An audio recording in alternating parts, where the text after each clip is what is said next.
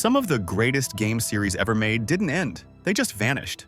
No closure, no final chapter, just radio silence. And the worst part? They deserved better. In this video, we're shining a light on 7 incredible franchises that were full of potential but got left behind.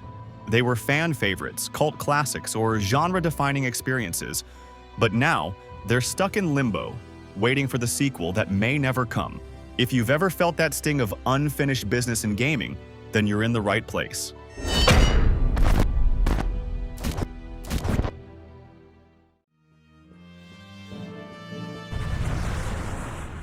Grandia was one of those RPG series that made a real impact without ever needing to shout for attention. It stood out with fast-paced, turn-based combat that felt more like a fighting game than a traditional RPG. The original Grandia dropped back on the Sega Saturn in Japan and later hit the PlayStation worldwide. It brought a sense of adventure that felt honest, grounded, and full of heart. No edgy anti-heroes, no over-the-top melodrama. Just a solid cast of likable characters on a journey that felt bigger than them. Grandia 2 hit the Dreamcast and managed to push things even further. It tightened up the combat, gave us a more mature storyline, and proved the series wasn't just a one-hit wonder. The visuals were slick for the time, and the writing had that early 2000s charm that made everything feel just a little more intense. A lot of fans still see Grandia 2 as the peak of the series, and honestly, it's hard to argue with that. Then came Grandia 3 on the PS2, and while it started strong with its incredible battle system and impressive graphics, it kind of fell apart halfway through. The cast changed too abruptly, and the pacing took a nosedive. Critics praised the combat but slammed the story for feeling rushed and disjointed. It wasn't a bad game, just one that couldn't live up to the legacy the first 2 built. Years passed with nothing but silence. Then, out of nowhere, a remastered collection dropped, bringing Grandia 1 and 2 back on modern platforms. The visual touch-ups and quality-of-life improvements gave old fans a reason to revisit and introduced new players to what made the series special in the first place. But there was a tiny spark of hope back in 2019 when Kazuki Morishita, the CEO of Gung Ho Online Entertainment, said they were thinking about bringing Grandia back. Maybe a Grandia 3 remake, or even a brand new entry. But there was a catch. He made it clear that everything would depend on how well the HD collection performed. But with no major buzz or announcements, it feels like Grandia is still stuck in that wait-and-see limbo.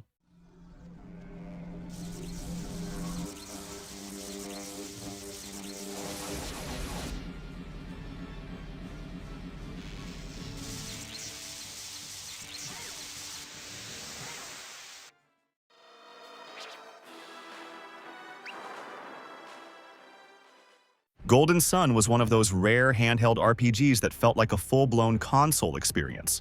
The original game landed on the Game Boy Advance and instantly set itself apart with vibrant visuals, deep turn-based combat, and a unique system called Synergy that mixed traditional magic with puzzle solving. The story followed a group of young adepts trying to prevent the return of alchemy, a power that once nearly destroyed the world. Then came Golden Sun: The Lost Age, and it flipped everything. Instead of continuing with the same heroes, it shifted to the other side of the conflict, letting players see the bigger picture through the eyes of what were originally the antagonists. It expanded the world, deepened the lore, and doubled down on what made the first game special. Together, the 2 titles formed a single epic that felt ahead of its time for a handheld. Then Golden Sun: Dark Dawn arrived years later on the Nintendo DS. It had the tough job of following up a beloved story while trying to modernize the formula. Visually, it was solid. The core gameplay was still there, and synergy puzzles returned. But the reception was mixed. Some fans appreciated the continuation, while others felt the new characters lacked the charm of the originals, and the story didn't hit the same emotional highs. It wasn't a bad game, but it didn't reignite the series like many had hoped. Since then, the franchise has gone quiet. No remasters, no ports, just a handful of cameos in other games and a lot of fans still waiting. But lately, things have started to shift. Just enough to spark real hope. Camelot, the studio behind Golden Sun, is reportedly in the final stages of a new project. And while most people expect another Mario sports title, longtime fans are holding on to the possibility that the studio might finally return to its RPG roots.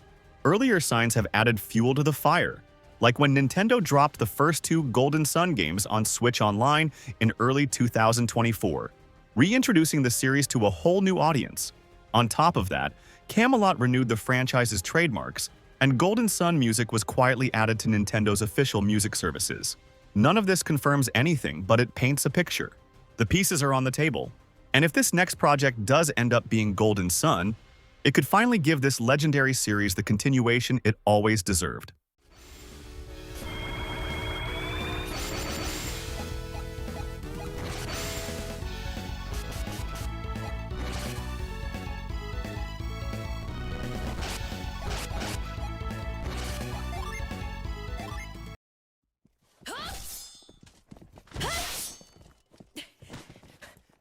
The Last Remnant is one of those games that people either loved or completely forgot about. It came out during a weird time, when Square was experimenting with new engines, new systems, and a whole lot of big ideas packed into one ambitious RPG. The game launched first on Xbox 360, which already felt strange for a Square Enix title back then.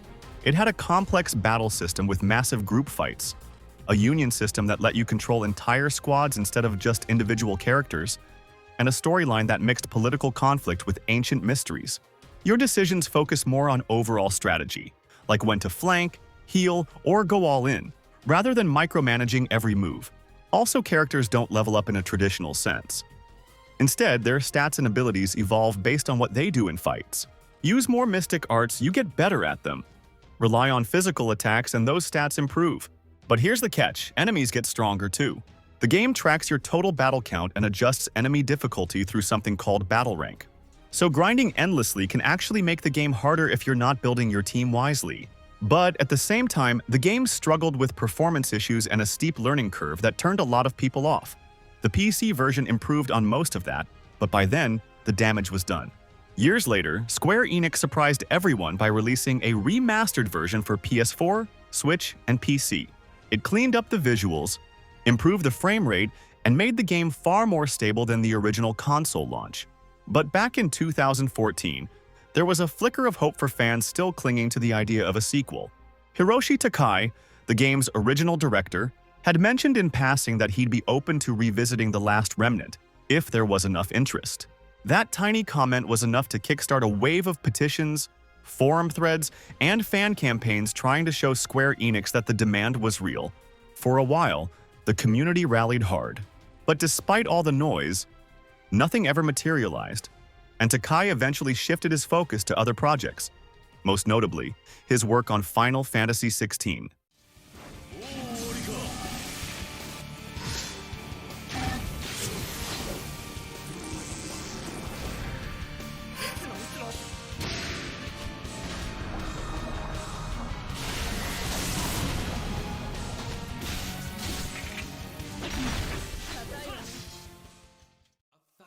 Years ago, golems with almighty powers.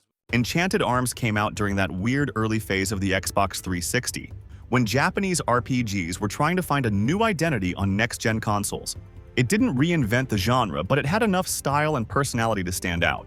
The game was developed by From Software, way before they became the Kings of Soulsborne, and it shows a very different side of what they were capable of back then. Set in a futuristic world where magic and technology coexist, Enchanted Arms had a surprisingly addictive combat system. It used a grid-based battle layout, mixing turn-based mechanics with positioning and strategy. Each character had their own skills and elemental affinities, but the real fun came from building your golem squad. You could unlock and upgrade over 100 different golems, each with their own attack patterns and stats, by collecting special items and earning experience. Battles rewarded you with SP, which you could use to boost health, strength, and unique abilities for each unit. There was even a crafting system tied to golem creation that added a bit of that Pokemon-style obsession, always pushing you to find new components and evolve your party. It wasn't overly complex, but it had that one more fight feeling that kept you locked in. In mid-2024, Miyazaki, the creative mind behind Dark Souls and Elden Ring, mentioned in an interview that he'd actually be interested in making a traditional JRPG. But he made it clear that if it ever happened, it wouldn't be a sequel to Enchanted Arms. According to him, his focus would be either on original ideas or expanding on worlds he already helped shape, like Armored Core.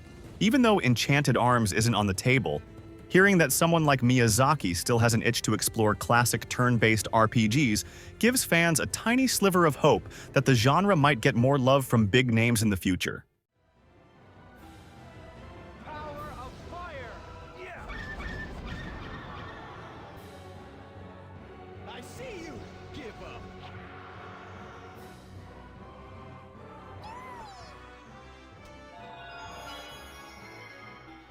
Hey, quick break! If you've got a forgotten game series that needs to make a comeback, drop it in the comments. I check every single one, even the ones that roast my takes. Seriously, your comments help the algorithm and keep this channel alive with fresh content every week. And hey, if you're enjoying the video, hit that subscribe button. It costs nothing, and it's way less painful than stepping on a Lego. Also, don't forget to check out the deals in our instant gaming link. Any purchase you make after clicking it helps keep the lights on around here and maybe even pay for my next caffeine-fueled editing session.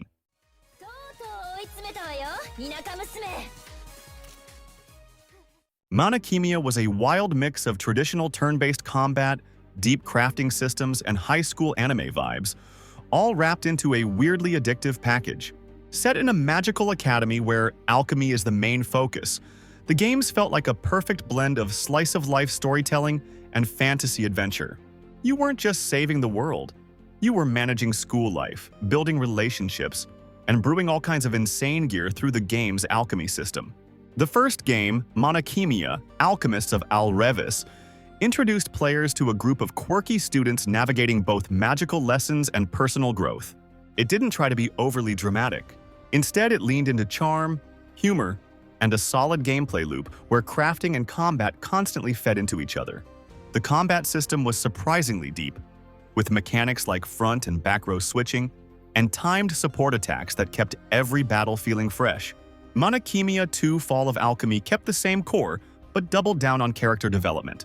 It let players choose between two protagonists, each with their own story path. The game added more polish to the battle system and pushed the relationship building even further. Critics praised its creativity and character interactions. And in my opinion, it had some of the most charming visuals on the PS2. The gameplay held strong, and the fanbase appreciated how it expanded the world without losing what made the first game special. Even though Manakimiya is technically part of the Atelier universe, it always had its own identity. The school setting, the tone, the structure, it all felt different in the best way. While Atelier keeps getting new entries almost every year, Manakimiya has been left in the shadows. And honestly, that's a shame. However, there's actually a bit of hope buried in the shadows. In 2023, Gus themselves confirmed that one of their goals is to bring all the mainline Atelier titles to modern platforms. Since Manakimiya 1 and 2 are officially considered the 9th and 10th entries in the Atelier timeline, they're technically part of that plan. On top of that, characters from Manakimiya have been showing up in newer spin-offs like Atelier Risleriana, where Vayne Aurelius is even a playable character. It's not a full-blown return, but it's proof that Gust hasn't completely moved on from the series.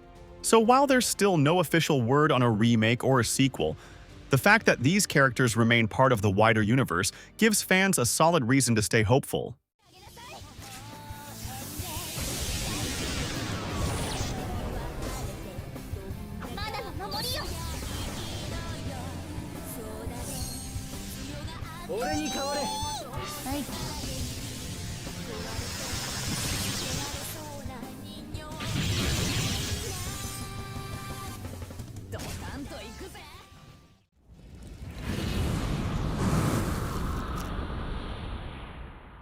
Infamous might not be a traditional RPG, but leaving it out of this list would feel wrong. It had choice-driven gameplay, powers that evolved with your decisions, and open-world exploration that scratched the same itch as a good action RPG. The original Infamous hit the PS3 with a bang, giving us a gritty superhero origin story in a city torn apart by chaos. You played as Cole McGrath, a bike courier turned lightning-wielding powerhouse, and whether you became a hero or a total menace was entirely up to you. Infamous 2 built on everything the first game did right. The powers got bigger, the choices felt heavier, and the world reacted to who you became. It also had one of the best endings of the PS3 era, one that actually stuck with people. And then there was Infamous Festival of Blood, a short but sweet standalone that turned the whole vampire trope into a chaotic, fun detour. It didn't take itself too seriously, and that made it even better. When the PS4 launched, Infamous Second Son was one of its big showpieces. It introduced a new protagonist, new powers, and a new city, all running on next-gen tech. Visually, it was stunning. Gameplay-wise, it still delivered the fast-paced action and moral choices the series was known for. But some longtime fans felt like the heart of the story didn't quite hit as hard as Cole's journey. Then came Infamous First Light, a standalone expansion that focused on Fetch, one of the best characters from Second Son. Her story was tighter, more emotional, and honestly left some players wishing she had been the main focus all along. Despite solid sales and a passionate fan base, the series has gone completely silent. Sucker Punch officially confirmed back in 2022 that there were no games from the infamous or Sly Cooper series in development. They made it clear they were fully focused on expanding the world of Ghost of Tsushima. But even with that statement, rumors keep popping up. Some industry insiders and Reddit threads have claimed that a new Infamous title might be quietly in the works, possibly for the PS5. But nothing has been confirmed by Sony or Sucker Punch, and no credible leaks have backed it up so far.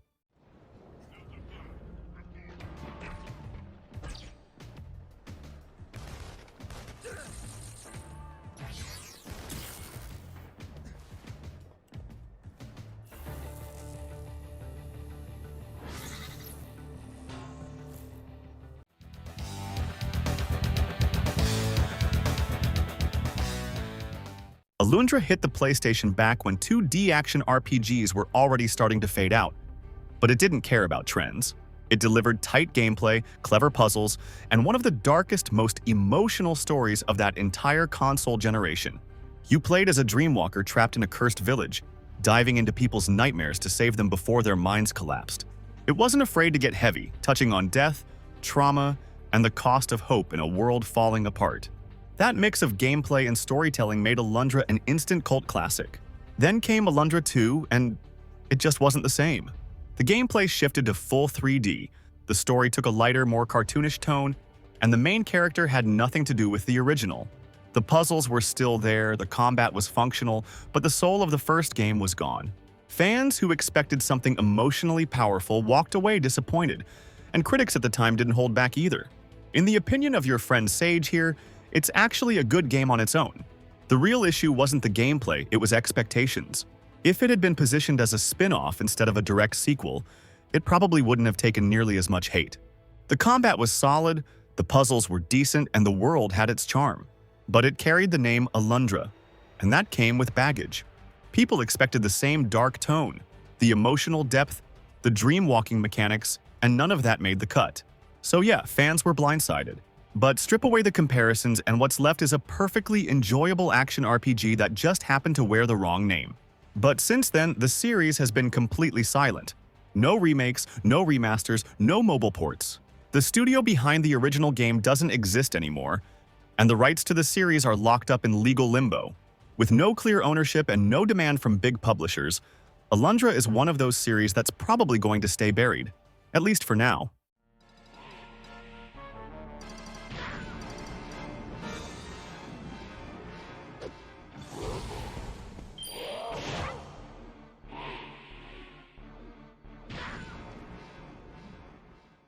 Hey guys, I've got a ton of ideas for this series, but I want to build it together with you.